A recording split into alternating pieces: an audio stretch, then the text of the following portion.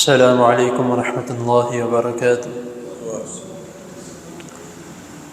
الحمد للہ وسلام علی عباده الذین اصطفى۔ اللهم صل وسلم على نبینا محمد صلی اللہ علیہ وسلم، اما بعد۔ اعوذ باللہ السمیع العلیم من الشیطان الرجیم، من ہمزہ ونفسہ ونفخہ۔ يا أيها الذين آمنوا كتب عليكم الصيام كما كتب على الذين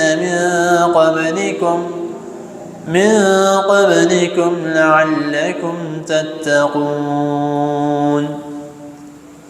صدق اللہ العظیم۔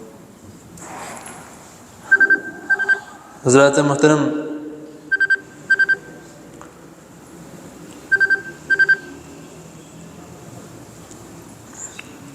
آپ سب کو علم ہے رمضان المبارک کی آمد ہے۔ گنتی کے چند دن بقایا ہیں۔ آج شعبان کی 16 تاریخ ہے۔ وقت اتنا تیزی سے گزر چکا ہے کہ ایسے لگتا ہے جیسے ابھی کل کے ہی دن رمضان المبارک کے احکام و مسائل میں نے بیان کیے تھے۔ تو آج اللہ تعالیٰ کی توفیق سے ایک مرتبہ پھر رمضان المبارک کا احکام و مسائل آپ کے سامنے میں بیان کرنے لگا ہوں۔ اس ماہ مبارک کا نام قرآن مجید میں شہر رمضان الذی انزل فیہ القرآن ھدی للناس وبینات من الھدی والفرقان۔ قرآن مجید میں اس مہینے کا نام رمضان ہے، لیکن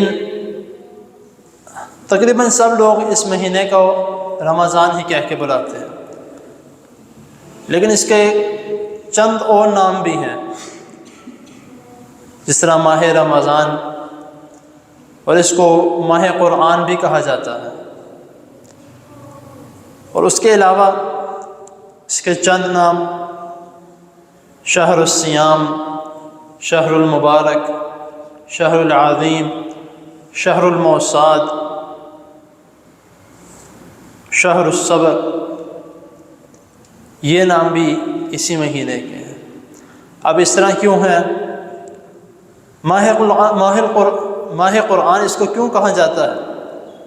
کیونکہ اس میں قرآن مجید کی تلاوت ہوتی ہے تراویحوں کی شکل میں، اور اس کے علاوہ بھی بہت سے لوگ ایسے ہیں جو اس مہینے میں قرآن مجید کی تلاوت کرتے ہیں انفرادی طور پر بھی، اور اس لیے بھی اس کو ماہ قرآن کہا جاتا ہے کیونکہ اسی مہینے میں، اسی بابرکت مہینے میں قرآن مجید کا نزول ہونا شروع ہوا تھا۔ جس طرح ہم سب جانتے ہیں کہ جو آیت کریمہ میں نے آپ کے سامنے ابھی پہلے بھی تلاوت کی کہ شہر رمضان الذی انزل فیہ القرآن ھدی للناس وبینات من الھدی والفرقان، کہ ہم نے اس مہینے میں قرآن مجید کو نازل کیا، انزلہ۔ اس کے علاوہ اس مہینے کو شہر المبارک، مبارک مہینہ اس لیے کہا جاتا ہے کیونکہ اس میں کئی ایسے اعمال ہیں جو کہ انسان کے لیے بابرکت اور برکت کا باعث بنتے ہیں۔ اور اس کو شہر الموساد کیوں کہا جاتا ہے؟ موساد کا مطلب ہوتا ہے کہ ہمدردی کرنا، بھلائی کرنا۔ تو انسان جو خود روزے رکھتا ہے تو اس کا یہ دل کرتا ہے کہ جس طرح میں روزے رکھ رہا ہوں، میں کھا پی رہا ہوں، تو کوئی اور غریب جو اتنی استطاعت نہیں رکھتے تو ان کو بھی میں اچھے طریقے سے کھلاؤں پلاؤں، وہ بھی اپنے گھر خوش ہوں، وہ بھی روزے رکھیں۔ شہر الصبر اس کو کیوں کہا جاتا ہے؟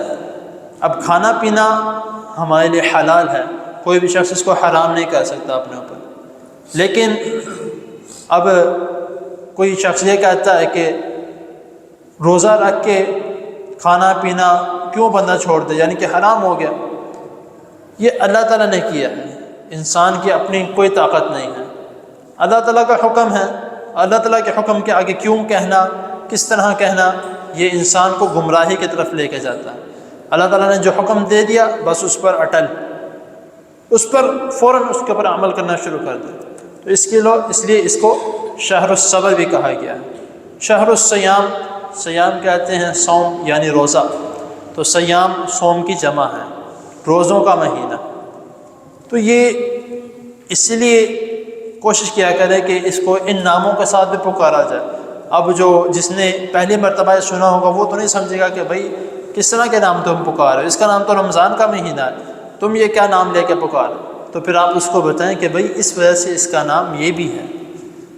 تو ہمیں خاص طور پر جو ہے وہ اس طرح کے جو رمضان کے احکام و مسائل ہیں، کوشش کرے کہ جتنی حد تک ہو سکے اس کے متعلق علم حاصل کریں، کیونکہ جو یعنی کہ صرف یہ سمجھتے ہیں، یہ کہتے ہیں کہ بھئی ہمیں تو علم ہے، روزہ ہی رکھنا ہے، نہیں کچھ کھانا پینا، بس اتنا ہی ہے، ڈیٹس اٹ، اور اس کے علاوہ کچھ بھی نہیں ہے، تو پھر بعد میں پھر مسائل پیدا ہوتے ہیں۔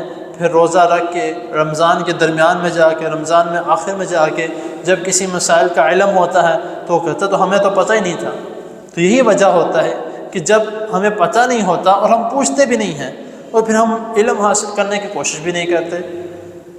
تو اسی لیے میں نے اس بار جو ہے، پچھلی بار جو ہے وہ میں تھوڑا لیٹ ہو گیا تھا، یعنی کہ تقریباً میرے خاص 5 سے 6 دن پہلے میں نے شروع کیے تھے تو اس کے متعلق، لیکن الحمدللہ اس بار جو ہے وہ میں نے تھوڑا جلدی شروع کر دی ہیں تاکہ جو رمضان کے مسائل ہیں وہ بھی اور قرآن کے مسائل ہیں وہ بھی، کیونکہ جس طرح میں نے بتایا کہ اس مہینے کو ماہ رمضان بھی کہا جاتا ہے، ماہ یعنی کہ شہر الصیام بھی کہا جاتا ہے اور ماہ قرآن بھی کہا جاتا ہے۔ تو اسی لیے انشاءاللہ تعالیٰ اس بار اللہ تعالیٰ کی توفیق سے اللہ تعالیٰ آپ کو اور مجھے صحت والی لمبی زندگی عطا فرمائے، اور اللہ تعالیٰ نے زندگی دی تو انشاءاللہ تعالیٰ آگے کچھ رمضان کے مسائل ہوں گے جو لازمی مسائل ہیں، سیکھنے والے مسائل ہیں، باریک جو ہیں وہ پہلے بیان کر چکا ہوں، تو اگر کسی کو چاہیے ہوں گے تو وہ مجھے میسج بھی کر سکتے ہیں، مجھے فون بھی کر سکتے ہیں، تو انشاءاللہ تعالیٰ وہ دروس بھی مل جائیں گے۔ تو لیکن اس بار جو ہیں وہ انشاءاللہ تعالیٰ قرآن کے مسائل جو ہیں، قرآن کے نزول کے مسائل اور قرآن پڑھنے کا مسائل اور قرآن کو رمضان میں پڑھنے کا مسائل انشاءاللہ تعالیٰ اس کے متعلق اللہ تعالیٰ کے فضل و کرم سے بیان کیا جائے گا۔ اللہ تعالیٰ کی حضور دعا ہے اللہ تعالیٰ ہمیں جو سنا اور جو سنے اللہ تعالیٰ ہم سب کو اس پر عمل کرنے کی توفیق عطا فرمائے۔ جزاکم اللہ خیر۔ بیماروں کے لیے دعا کریں، اللہ تعالیٰ سب بیماروں کو صحت کاملہ عاجلہ عطا فرمائے۔ الحمدللہ رب العالمین والعاقبۃ للمتقین۔ اللهم صل على محمد وعلى آل محمد كما صليت على إبراهيم وعلى آل إبراهيم إنك حميد مجيد. اللهم بارك على محمد وعلى آل محمد كما باركت على إبراهيم وعلى آل إبراهيم إنك حميد مجيد. اللهم بارك على محمد وعلى آل محمد كما باركت على إبراهيم وعلى آل إبراهيم إنك حميد مجيد. ربنا آتنا في الدنيا حسنة وفي الآخرة حسنة وقنا عذاب النار.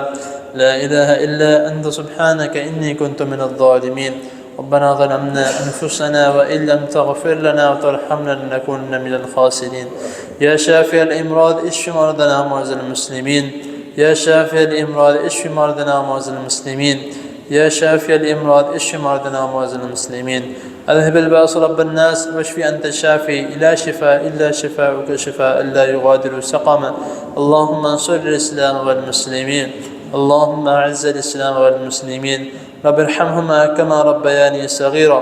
رب ارحمهما كما ربياني صغيرا. رب ارحمهما كما ربياني صغيرا. ربنا تقبل منا إنك أنت السميع العليم وتب علينا إنك أنت التواب الرحيم. وصلى الله تعالى على خير خلقه محمد وآله وصحبه أجمعين برحمتك يا أرحم الراحمين.